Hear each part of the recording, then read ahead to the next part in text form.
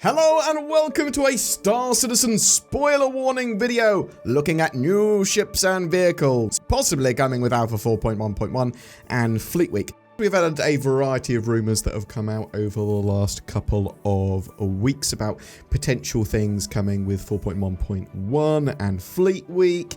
We're going to talk about that. Now, we do know that 4.1.1 is on the wider PTU now. There's a few indications of things that are likely going to be turning up because of that. Combat missions are a massive focus on 4.1.1, and rightly so, because it is effectively the Fleet Week patch from what we know.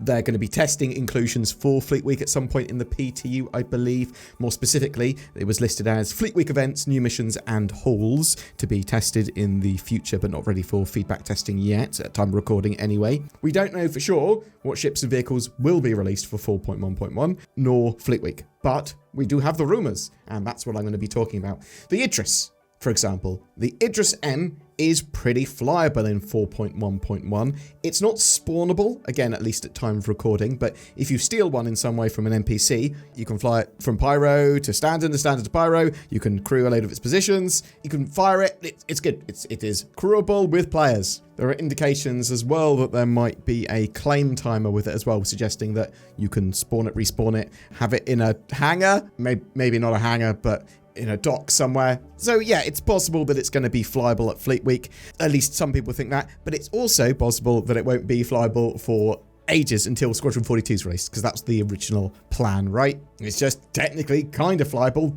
pretty flyable right now. The Star Lancer TAC, so almost certainly coming out for Fleet Week or by Fleet Week. The TAC is the combat-focused variant of the Star Lancer that we already have in game. We know that it was in its final development recently.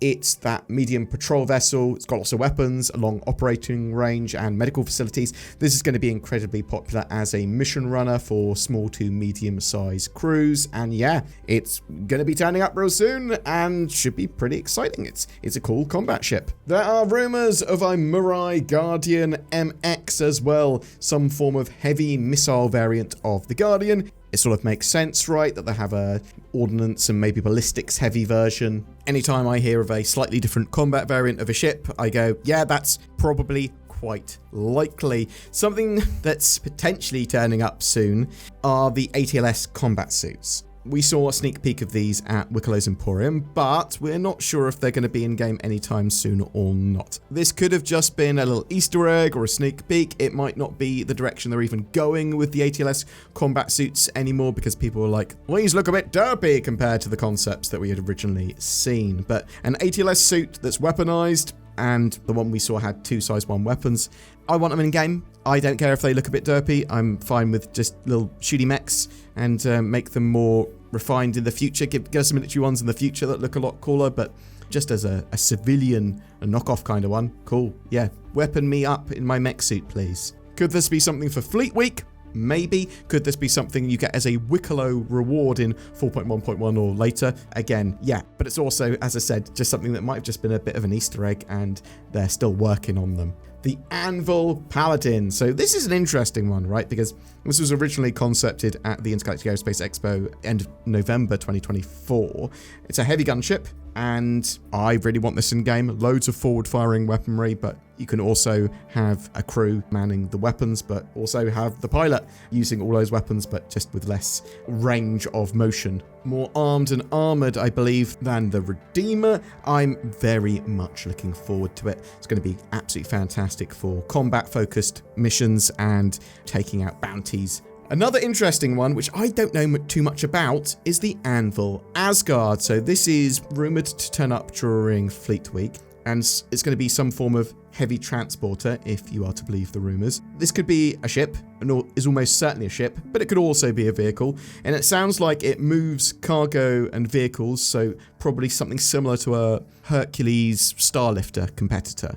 Although Asgard is the dwelling of the Nordic gods, maybe it's more for ground assault craft for transporting marines and ATLS suits, but potentially it specialises in transporting multiple Titan chassis vehicles like the Ballista and Centurion. In fact, thinking about it, that does seem quite likely if you're to believe the rumours anyway. The Grey Cat MTC. I know the least about this. This is supposed to be a military spec mobile tactical centre. I'm not sure what that means. Some form of mobile base, some form of modularity maybe with this. It's a ground vehicle, as far as I'm aware. It's probably the silhouette we saw from CitizenCon that was some sort of Grey Caddy vehicle. Could be command and control, could be a little bit of everything. Maybe it uses like drones for doing like scouting and repair, or like a little mini base. Maybe it is just for coordinating sensor data on the ground or something. I am very interested in this, but I don't know what it's going to be. Other rumors we have is that it's probably going to be at Area 18 this time around for your Fleet Week location, and looking historically dates-wise, probably the 15th, 16th of May. Obviously, none of this is confirmations, at least at the moment. This is just expectations, rumors, and things I'd like to happen. But yeah, there could be a load of stuff turning up between now and Fleet Week, and I do think it's going to be pretty exciting. It's going to be the biggest Fleet Week they've ever done. You're going to have an expo, you're going to have a load of new ships and vehicles, you're going to be able to try out everything for free. There's going to be a load of new players around, and there's going to be potentially a big old fleet turning up and shooting stuff, and that's what I'm hoping. I'm hoping the military fleet gets involved with a load of silly mission stuff. But what have you heard rumoured? What are you expecting to turn up for 4.1.1 and Fleet Week? Tell us in the comments below, because every month we have a ship giveaway, and we're giving away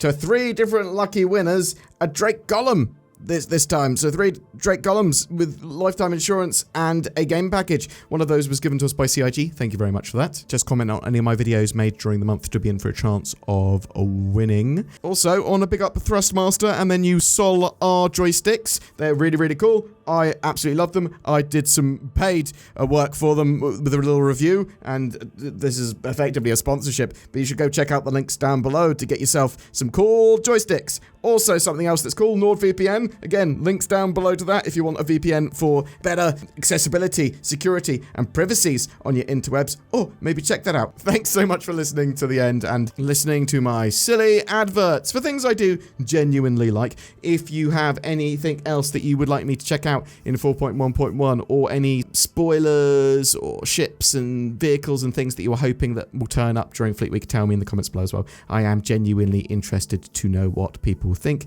Thank you so much for watching it once again, and I'll see you in the verse.